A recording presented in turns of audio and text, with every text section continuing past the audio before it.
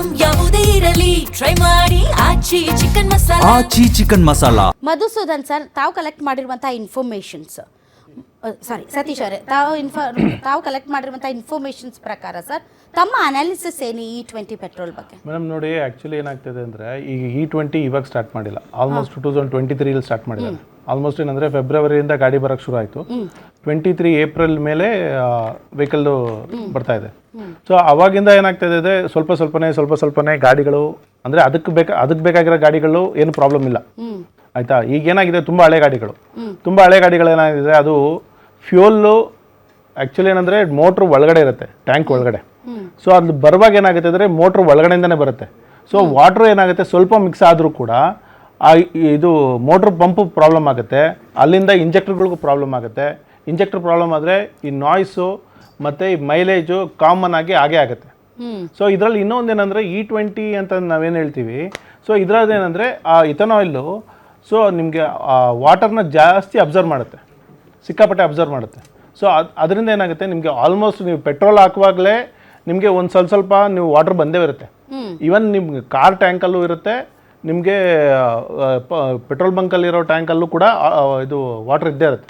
So ಅದೇನಾಗುತ್ತೆ, ಇದು ಜಾಸ್ತಿ ಮಾಯ್ಶ್ಚರ್ ಅಬ್ಸರ್ವ್ ಮಾಡೋದ್ರಿಂದ ಸೊ ಇದು ಪ್ರಾಬ್ಲಮ್ಸ್ ಜಾಸ್ತಿ ಆಗ್ತಾ ಇರುತ್ತೆ. ಸೊ ಇದಕ್ಕೆ ಇವಾಗ ಆಟೋಮೇಷನಲ್ಲಿ ಏನಂತ ಸುಮಾರು ಕರೆಕ್ಷನ್ ಮಾಡ್ಕೊಂಡು ಬಂದಿದ್ದಾರೆ ಈ ಪೆಟ್ರೋಲ್ ಬಂಕ್ಸಲ್ಲಿ. ಕೆಲವು ಬಂಕ್ಸ್ಗಳು ಅಪ್ಡೇಷನ್ ಮಾಡಿದ್ರು ಕೂಡ ಅವರು ನೆಗ್ಲಿಜೆನ್ಸಲ್ಲಿ ಈ ಥರ ಆಗ್ತಾ ಇರ್ಬೋದು, ಆಯಿತಾ. ಸೊ ಅದನ್ನು ಸ್ವಲ್ಪ ಕರೆಕ್ಷನ್ ಮಾಡ್ಕೊಂಡು ಬಂದರೆ ಮೈಲೇಜ್ ಪ್ರಾಬ್ಲಮ್ ಇದೆಯಾ ಸರ್? ಖಂಡಿತ ಬರುತ್ತೆ.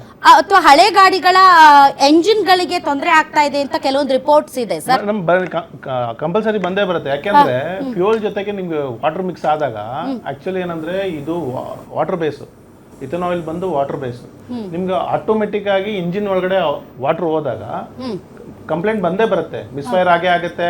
ಮಿಸ್ಫೈರ್ ಆಗೋದ್ರಿಂದ ಕರೆಕ್ಟಾಗಿ ಫ್ಯೂಲ್ ಬರ್ನ್ ಆಗಲ್ಲ, ಪಿಕಪ್ ಕಮ್ಮಿ ಆಗುತ್ತೆ. ಪಿಕಪ್ ಕಮ್ಮಿ ಆದರೆ ಮೈಲೇಜ್ ಆಟೋಮೆಟಿಕ್ ಆಗಿ ಡ್ರಾಪ್ ಆಗುತ್ತೆ. ಸೊ ಈ ವಿಚಾರಗಳು ಈಗ ಯಾವುದೇ ಒಂದು ಸರ್ ನಾವು ಗ್ರಾಹಕರಿಗೆ ಯಾವುದೇ ಪ್ರಾಡಕ್ಟ್ ಆಗಿರ್ಬೋದು ಅಥವಾ ಯಾವುದೇ ರೀತಿಯಾದಂಥ ಇಂಧನ ಅಥವಾ ಎನಿಥಿಂಗ್ ಯು ಟೇಕ್, ನೀವು ಗ್ರಾಹಕರ ಬಳಕೆಗೆ ಕೊಡುವ ಮುಂಚೆ ಅದರ ಬಗ್ಗೆ ಸಾಕಷ್ಟು ಅಧ್ಯಯನಗಳಾಗಬೇಕು, ಅದರ ಅನುಕೂಲ ಅನಾನುಕೂಲಗಳ ಬಗ್ಗೆನೂ ಅಧ್ಯಯನ ಮಾಡಬೇಕು ಸರ್. ಇಲ್ಲ ನಮಗೆ ಬೇರೆ ವಿಧಿ ಇಲ್ಲ, ಇದನ್ನೇ ನೀವು ಬಳಸಲೇಬೇಕು ಅಂದ್ರೂ ಕೂಡ ಜನ ಏನು ತೊಂದರೆ ಮಾಡಲ್ಲ, ಆಯ್ತು ಸರ್ ಅಂತ. ಬಟ್ ಅವ್ರಿಗೆ ಸತ್ಯ ಬೇಕು. ನಾವು ಹೇಳ್ತಿರೋದನ್ನ ನೀವು ಕೇಳಿಸ್ಕೊಳ್ಳಿಲ್ಲ ಅಂದ್ರೆ ಅಟ್ಲೀಸ್ಟ್ ನಿಮ್ಗೆ ಗೊತ್ತಿರೋ ಸತ್ಯ ಆದ್ರೂ ಹೇಳಿ ಅಂತ. ಇವತ್ತು ಮೈಲೇಜ್ ವಿಚಾರದಲ್ಲಿ ಮೊದಲಿಂದನೂ ಮೈಲೇಜ್ ಇಲ್ಲ ಅಂದಿದ್ದಕ್ಕೆ ಇಲ್ಲ ಇದೆ ಅಂದ್ರೂ ಈಗೇನೋ ಒಂದು ಸ್ವಲ್ಪ ಕಡಿಮೆ ಆಗುತ್ತೆ ಅಂತ ಹೇಳಿದ್ದಾರೆ. ಈಗ ಹಳೆ ವೆಹಿಕಲ್ಸ್ ಸುಮಾರು 1.5 ಕೋಟಿಗೂ ಹೆಚ್ಚು ಇರೋದ್ರಿಂದ ಅವುಗಳಿಗೆ ಎಂಜಿನ್ ತೊಂದರೆ ಆಗುತ್ತೆ ಅಂದ್ರೆ ಇಲ್ಲ, ಸಾಧ್ಯನೇ ಇಲ್ಲ ಅಂತ ವಾದ ಮಾಡ್ತಾ ಇದ್ದಾರೆ. ಸೊ ಸರ್, ಗ್ರಾಹಕರು ಯಾರಿಗೆ ಹೇಳಬೇಕು? ಸ್ವತಃ ಸಚಿವರೇ. ಈಗ ನಮಗೆ ಸರ್ ಏನೇ ಆಗಲಿ ನಮಗೆ ಬೇಕಾಗಿರೋದು ಫ್ಯಾಕ್ಟ್ಸ್ ಆ್ಯಂಡ್ ಫಿಗರ್ಸ್. ನೀವು ಅಟ್ಲೀಸ್ಟ್ ನೀವು ನಮ್ಗೊಂದು ವರದಿ ಕೊಟ್ಬಿಟ್ರೆ ಸರ್, ಇಲ್ಲ ನಾವು ನೋಡಿ ಚೆಕ್ ಮಾಡಿಸಿದ್ವಿ, ನೋಡಿ ಹೀಗಿದೆ ಅಂತ ಏನೂ ಇಲ್ಲದೆ ಅಂದರೆ ನೀವು ಎಕ್ಸ್ಪರ್ಟ್ ಹೇಳ್ತಾ ಇದ್ರಿ, ನಾನು ಕೇಳ್ತಾ ಇದ್ದೀನಿ.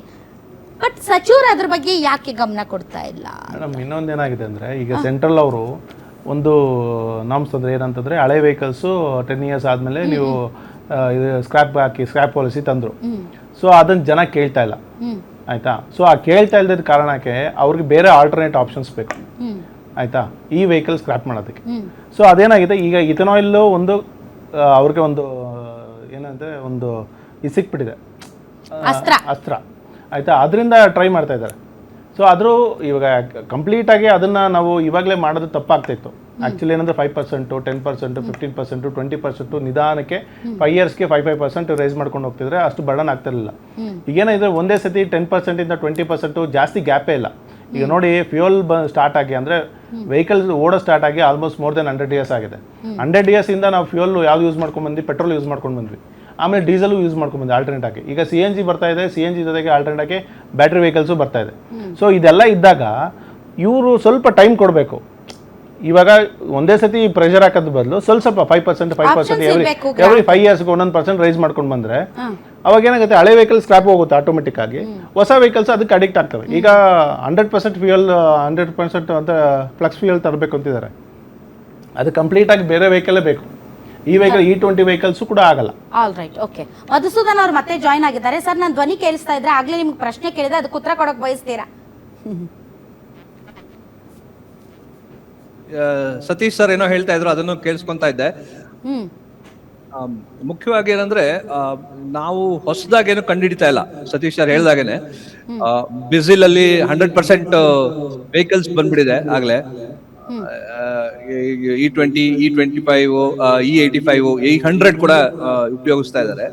ಆದ್ರೆ ಅಲ್ಲಿ ಮುಖ್ಯವಾಗಿ ನಡೀತಾ ಇರೋ ಒಂದು ಅಲ್ಲಿ ಅದೇ ಬ್ರೆಜಿಲ್ ನಮ್ದೇ ಟೆಂಪರೇಚರ್, ನಮ್ದೇ ತರ ವಾತಾವರಣ ಇರೋಂತ ಕಂಟ್ರಿನೇ ಅದು. ಏನ್ ತುಂಬಾ ವ್ಯತ್ಯಾಸ ಇರೋ ಕಂಟ್ರಿ ಅಲ್ಲ. USA, ಯುರೋಪ್ ಅಲ್ಲೂ ಇದೆ, ಬಟ್ ನಾವು ಬ್ರೆಜಿಲ್ ಅಲ್ಲಿ ನಾವು ಜಾಸ್ತಿ ಗಮನ ಮಾಡ್ಬೇಕು.